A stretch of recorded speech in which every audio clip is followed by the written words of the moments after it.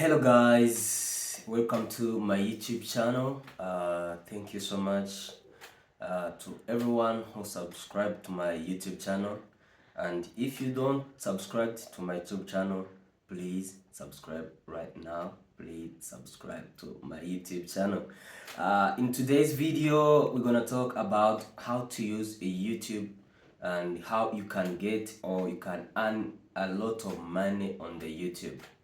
Hari ibikoresho by'ibanze ukwiye kuba ufite, uburyo wakoresha telefone, ari telefone yonyine ikaguha amafaranga. Ukuvuga ngo telefone igiramo uburyo bwo kweditinga video, telefone igiramo uburyo bwo gufata video, telefone igiramo uburyo bwo gufata audio, igiramo n'uburyo bwo kweditinga.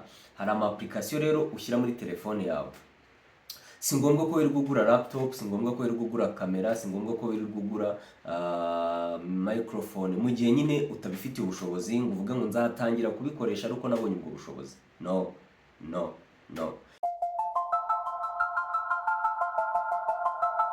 Johnny TV Show. Hello guys, welcome to my YouTube channel.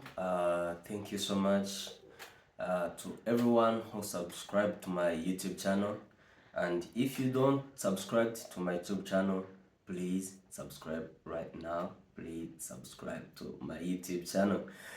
In today's video, we're gonna talk about how to use a YouTube and how you can get or you can earn a lot of money on the YouTube. So let's go into it. Hello guys, kanizere ko namwe mumeze neza, kanizere ko mukomeje kugubwa neza muri gahunda zanyu zose mu byo murimo kugenda mukora. Ndabasuhuje mbifurije kugubwa neza cyane. Uyu munsi tugiye kuganira ku kuntu ushobora kubona amafaranga, kwinjiza amafaranga ukoresheje YouTube channel, bitagusabye ibikoresho byinshi. Utuntu twibanze cyangwa se ibintu by'ibanze ukwiye kubukora, ukwiye gukora, ukwiye kuba ufite kugira ngo utangire gutekereza ko ukwiye kubona amafaranga ku YouTube channel. Abantu benshi baranyandikiye barambwira bati ko mbona ukoresha YouTube channel, ese biguha amafaranga, ese birinjiza, ese koko umuntu ni process umuntu ashobora kuba yakwitaho cyangwa se yakurikiza kugira ngo abone amafaranga ni iyihe. Ndabwira ati okay, noneho nzakora video kuri byo sobanukiwe, ku byo nshobora kuba nzi cyangwa se ku byo nakozeho mfiteho ubumenyi mbibabwire. Ubwo nawe niba wumva biri ngombwa ukoreho nawe igitekerezo cyawe cyangwa se ukora ibyifuzo byawe bitewe n'uko ubibona. Uyu munsi tugiye kuvuga ku bintu nka bitanu wagomba gukoresha cyangwa se wakoresha kugira ngo ubyaze amafaranga online cyangwa se social media zirimo zigenda zihemba. Harimo YouTube channel, harimo Facebook, harimo Instagram, harimo n'izindi platforms zinjiza amafaranga ariko wenda ku bintu bitandukanye, wenda nk'abahanzi, harimo za Spotify, za Apple n'izindi zigiye zitandukanye. Ariko iyo uri umu content creator, ubwo bitewe n'ibyo ukora nibyo bituma nyine nawe uzabona amafaranga. So rero urabanza ukamenya ngo buri platform cyangwa se buri platform ugiye gukoraho ikorite, kuko buri platform yose igira strategy yayo, igira uko uyikoresha cyangwa se ugira ibyo ukoraho bitewe n'uko ikora nyine. Kuvuga ngo niba ari YouTube ifite nuza techniques zayo z'ukoresha, hanyuma na Facebook igira techniques zayo, Instagram igira techniques zayo, TikTok igira technique zayo. Ubwo n'abahanzi nyine izo za Apple navugaga ibigira nyine icyo bisaba kugira ngo ugire icyo ukora. Niba uri umuhanzi rero, ubwo YouTube cyane ntabwo yibandaho, gusa nawe ushyiraho, ariko yo ntabwo yibandaho nk'urubuga rwiza rwaguha amafaranga cyane uri umuhanzi. Wowe ujya kuri za Spotify n'izindi zigiye zitandukanye. Hanyuma niba uri umu content creator ukora vlogs, ukora video wenda ya documentaire, ukora ibiganiro byedicating abantu, ubwo nawe uza kuri YouTube. Ukora ama podcast waza kuri YouTube, ariko hari n'izindi platforms wakoresha ukajya kuri ukazishyiraho nyine nawe ukoresheje izo platform. akora na podcast nyine bitewe n'iyari. Hari podcast z'umuziki, hari podcast z'ibiganiro by'urukundo, podcast nyine ziri educative nyine zigisha bigiye bitandukanye. So Ibikoresho bya mbere rero ugomba kubanza gukenera ku muntu utekereza ko nta bushobozi buhagije afite, adafite amafaranga menshi yo guhaha ibikoresho byinshi kugira ngo nyine abone amafaranga. Hari ibikoresho by'ibanze ukwiye kuba ufite, uburyo wakoresha telefone, ari telefone yonyine ikaguha amafaranga. Ni ukuvuga ngo telefone igiramo uburyo bwo kweditinga video, telefone igiramo uburyo bwo gufata video, telefone igiramo uburyo bwo gufata audio, igiramo n'uburyo bwo kuyeditinga. Hari ama application rero ushyira muri telefone yawe. Si ngombwa ko wirirwa ugura laptop, si ngombwa ko wirirwa ugura kamera, si ngombwa ko wirirwa ugura microphone mu gihe nyine utabifitiye ubushobozi ngo uvuge ngo nzatangira kubikoresha ariko nabonye ubwo bushobozi. No. Niba ufite telefone, bitewe n'iyo ariyo, niyo ufite nanone, ibyiza ni uko ukoresha telefone bitewe n'ubushobozi. Ariko niba ufite nk'ibihumbi nka 500, ukaba nta kamera ufite, nta microphone ufite, nta machine ufite, nakugira inama yo kugura telefone nziza nka iPhone. Ubwo 500 biri muri iPhone 13 wenda Pro cyangwa se 13. Ubwo abazigurisha biterwa naho wayigurira, n'igihe wabona niri hejuru yayo bitewe naho waguriye cyangwa se bitewe n'umuntu wayikugurishije, ariko nyine ni muri range yiyi. None ugashaka telefone ifite quality nziza, ifata ishusho ryiza, ikanafata sound nziza. Urugero nk'iyi yanjye ndi gukoresha, iyi ni Google Pixel 6 Pro. Urumva ifata sound nziza ntarinze gushyiraho na microphone, igafata ishusho ryiza, amashusho meza cyane. Google Pixel gusa nayo iragora kuyifata, nyine kubera bari nk'ikirahuri, uyitereka hasi ikakoboka, uyitereka hasi ikameneka, ariko nyine bitewe nanone n'ukuntu wita ku bintu byawe. So rero ufite telefone nziza igufasha muri ibyo ngibyo. Ikindi nakubwiye ngo ufite budget ntoya, uburyo ushobora gukoresha ibikoresho ushobora gukoresha kugira ngo winjize amafaranga kuri YouTube. Harimo kuba wakoresha telefone kuko nari maze kubivuga, harimo kuba wakoresha microphone twa telefone cyangwa se tujya kuri telefone dutoya. Harimo kugura stand ya telefone kugira ngo nuzajya ufata ishusho itazajya ari shaking. Kuko urabizi ko ifashe telefone like uri kugira gutya nyine telefone ira shakinga, mukajya ufata video nyine shaking. Ariko iyo uri gukoresha telefone ufite stand, birakorohera kuko nyine ufata stand neza, bikakomeza kugufasha kugira ngo ibintu byawe nyine ukora bigende neza, cyangwa se bigende nta gushakinga kuri muri video, kugira ngo abantu bereke nyine ishusho mu buryo buri professional. Akantu kandi rero ugomba kwitaho ukoresha YouTube, ikintu cya mbere ugomba gutekereza kuri content.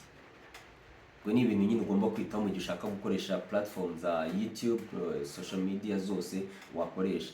Ugomba gutekereza kuri content. Icyo nicyo kintu cya mbere. Hari ababitondeka mu buryo butandukanye bitewe nuko bo babyumva, ariko nkanjye uko nkurikije uko mbyumva, ndi kugira ngo nyine mbitondekanye nkurikije ko nanjye mbyumva n'ibyagufasha, kuko nicyo kintu cya mbere cyagufasha kugira ngo ubone umusaruro, winjize amafaranga menshi ibyo wakoresha, ibikoresho wakoresha. Cya mbere rero content ni ingenzi cyane.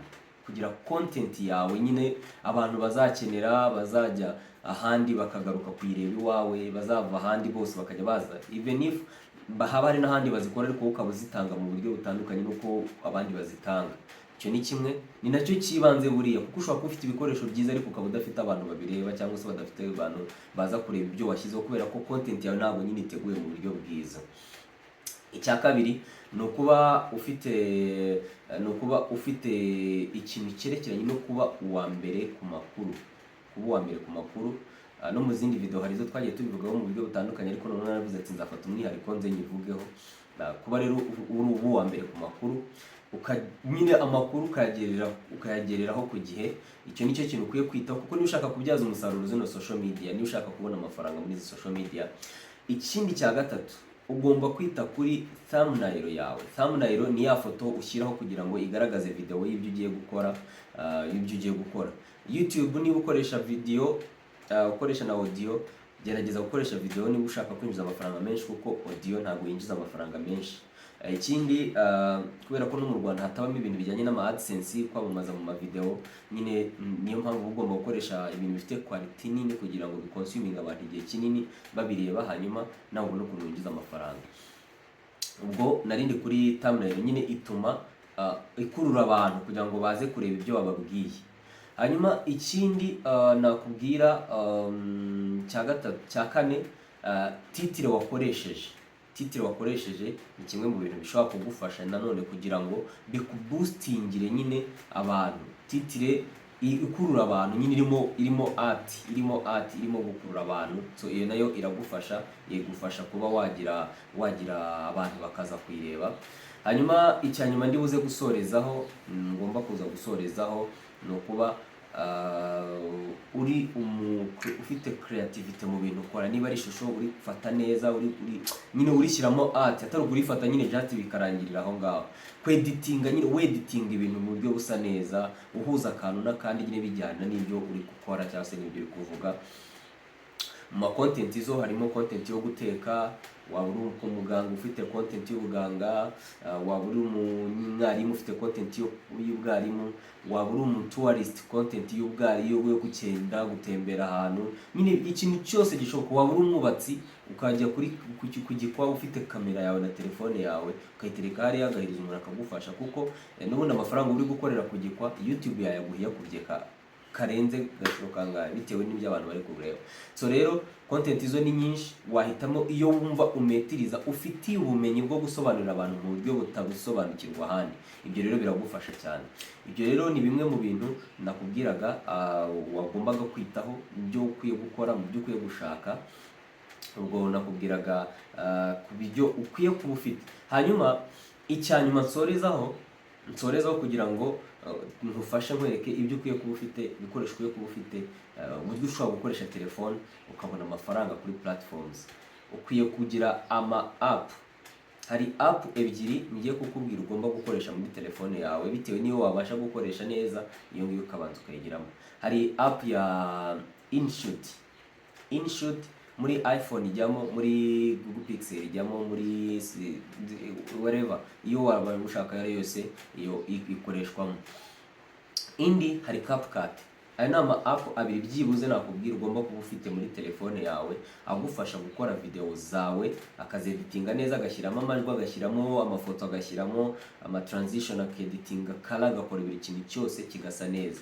Izo video n'ubu udafitemo ibyo bintu, menya ko nyine YouTube yawe kugira ngo izazamuke biragoye. So reka mbashimire uyu munsi kuri video dukoranye. Nk'uko nabikubwiraga, ni uburyo ushobora gukoresha telefone n'ibikoresho ushobora gukoresha kuri telefone, n'uburyo ushobora kubyaza amafaranga YouTube cyangwa se n'izindi platforms. Mu Rwanda tuvuga YouTube cyane kuko arizo tuzi ko zihemba cyane, ariko hari n'izindi platforms zihemba. So izihemba zo ni nyinshi, ahubwo izo cyo dukeneye ni ugushyira mu mutwe cyane tize nakora iki, nshoboye iki, bigenda bite, TikTok bayikoresha bate, ese Instagram bayikoresha bate. Instagram ikenera ifoto, TikTok ikenera utuvideo, Facebook ikenera utureels niba ushaka kwinjiza nyine uburyo ndi kukubwira ni reel ushaka kwinjiza. Hanyuma YouTube ni video, ubwo ibindi byose ubwo ugenda ubikoresha bitewe na content ufite. Reka mbashimire uyu munsi ku kiganiro tugiranye cyangwa se ku minota mike mbahaye y'iki kiganiro. Ndabizi neza ko ari umumaro, ubwo kugira ngo ugire ibyo ukora, izi ni app zagufasha kugira ngo utangire ubyaza umusaruro telefone yawe. We gukoresha, hari kavido nabonye kavuga ngo ese ukoresha social media cyangwa social media ziragukoresha.